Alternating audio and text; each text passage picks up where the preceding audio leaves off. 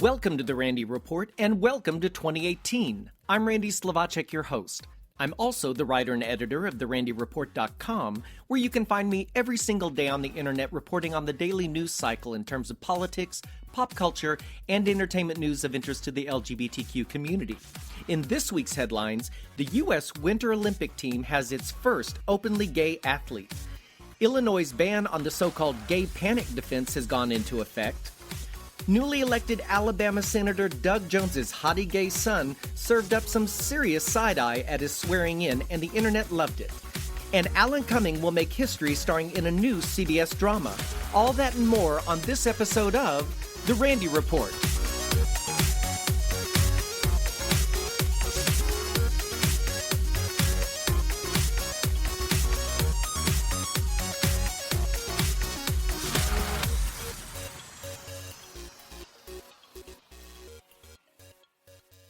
Let's start the new year out right and start with some good news.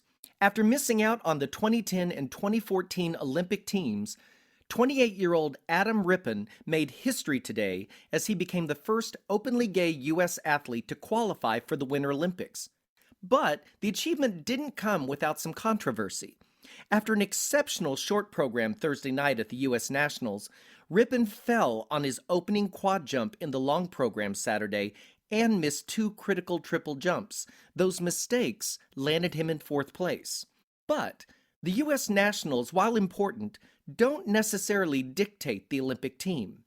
Due to his strong international resume, which includes being the 2016 U.S. champion and a two-time junior world champion, Rippon was chosen for the team instead of U.S. Nationals second-place finisher Ross Minor, who clearly had the long skate of his career on Saturday night. Rippon joins 2018 national champion Nathan Chen, who won with a huge 40-point lead over his competitors. And the third member of the men's U.S. team will be 17-year-old Vincent Zhou, who claimed the bronze medal and many believe to be the future of American men's figure skating. Rippon, who came out in 2015, spoke to reporters this week about how much the moment means to him and the LGBTQ community.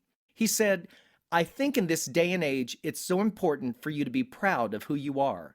I can't believe I am where I am today. I was just a little gay kid in the middle of nowhere, Pennsylvania. Growing up, I didn't have a lot of role models. I said if I was ever given a platform and had a chance to share my story, I would." Recently, he was asked in an interview what it's like to be a gay athlete in sports. And he said, "It's exactly like being a straight athlete. Lots of hard work, but usually done with better eyebrows." Great sense of humor, great skating. We're all looking forward to seeing Adam Rippon at the Winter Olympics. Congratulations, Adam. I know this won't come as a shock to most, but another of Donald Trump's judicial nominees is severely homophobic. I know, gasp, what a shock. Howard C. Nielsen Jr., Trump's nominee for the U.S. District Court in Utah, doesn't think that LGBTQ judges should hear cases involving LGBTQ issues. Now, I'm not sure if he applies that logic to himself, because if so, that would mean he would have to start recusing himself from cases involving straight people, or white people, or assholes. Sad to say, Nielsen is just the latest in a long line of extreme and unqualified anti-LGBTQ officials that Donald Trump and Mike Pence have appointed and nominated to crucial agencies and court benches, some of whom will serve lifetime appointments.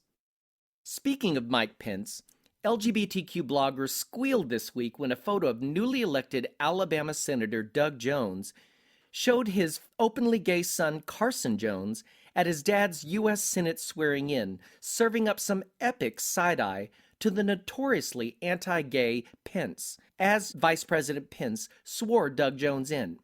As I'm sure you know, after a hard-fought special election, Jones is the first Democratic senator elected in Alabama in 25 years, and he took his seat in Congress this week.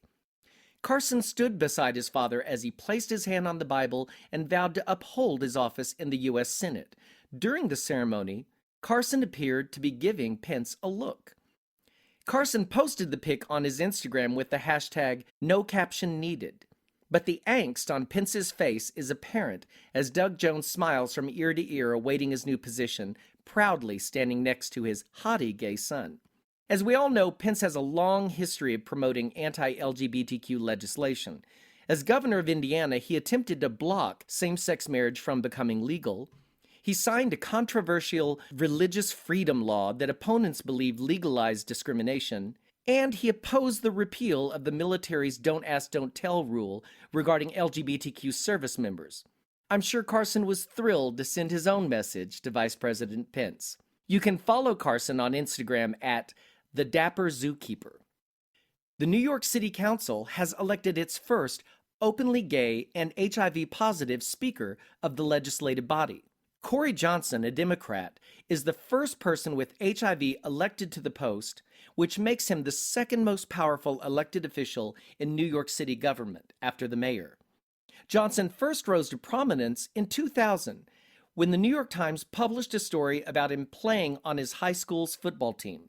Johnson also worked as former New York City public advocate Mark Green's political director during his unsuccessful 2006 state attorney general campaign. Congratulations to Corey Johnson. The state of Illinois' ban on the use of the so-called gay panic defense has gone into effect. The law prevents criminal defense attorneys from using the victim's sexual orientation as justification for a crime against an LGBTQ person. LGBTQ advocates in other states hope to replicate the law. There are variations, but generally the defense goes something like this. A person claims they didn't realize someone is gay or transgender and engages in a flirtation. They then discover that person's sexual orientation, and that discovery triggers a passionate, involuntary response, such as murder. Legal experts say defendants have often received lenient sentences after claiming gay panic or trans panic. Supporters in Washington and New Jersey are already planning to revive legislative attempts to ban what's also known as the trans panic defense. The American Bar Association called for a prohibition of gay panic back in 2013. In Texas, 21-year-old Nigel Garrett is one of the 4 men who targeted gay men through the gay dating app Grindr early last year. Garrett would connect with gay men on the app and arrange to meet at their homes.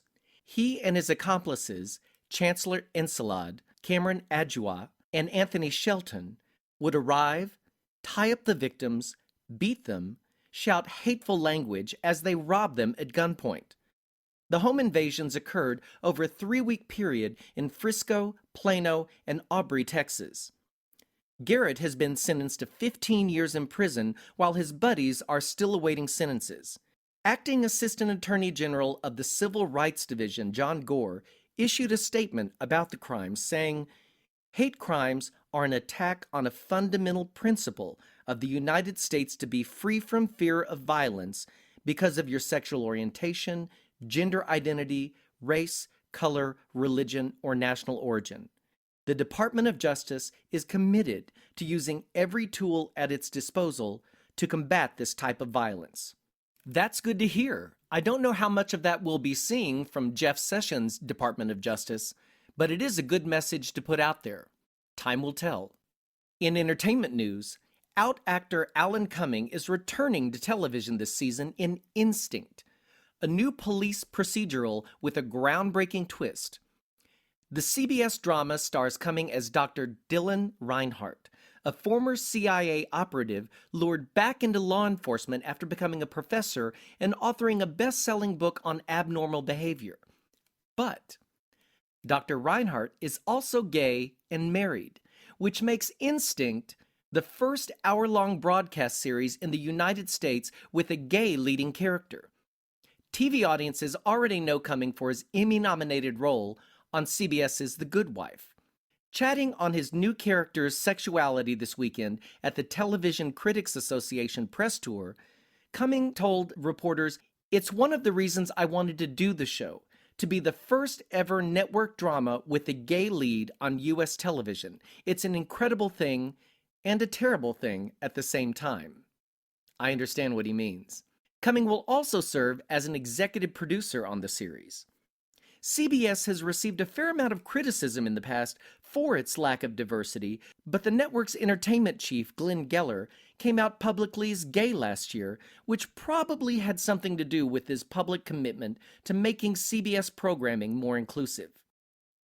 And as one gay-inclusive TV series begins, sadly, another one ends.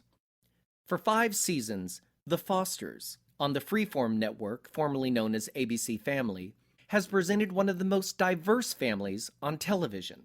But this week we got word that the show about a lesbian couple raising their adopted and biological children will sadly come to a close at the end of this season, which premieres January 9th. In addition to presenting a rare depiction of a same-sex family as the heart of a weekly drama, The Fosters gave us TV's youngest gay male couple. In 2015, 13-year-old Jude Foster, played by Hayden Byerly, and his classmate Connor, played by Gavin McIntosh, began dating. It was a truly sweet and absolutely authentic view of young teenagers coming to realize who they are. A year later, transgender actor Elliot Fletcher was cast in the show for a multiple-episode story arc. In 2014, The Fosters deservedly received the GLAAD Media Award for Outstanding Drama Series. We will miss you, The Fosters. And that brings me to the end of this episode of The Randy Report. If you enjoyed the podcast, make sure you click the subscribe button on my page on iTunes, and then every time I upload a new episode, it'll be sent straight to you automatically. Also, I constantly see folks asking on social media for podcast recommendations, and I love it when folks spread the word about this here news magazine podcast. And remember, you can find me every single day on the internet at therandyreport.com, where I report on the daily news cycle regarding politics, pop culture, and entertainment news of interest to the LGBTQ community. Thanks for listening, folks. See you next time.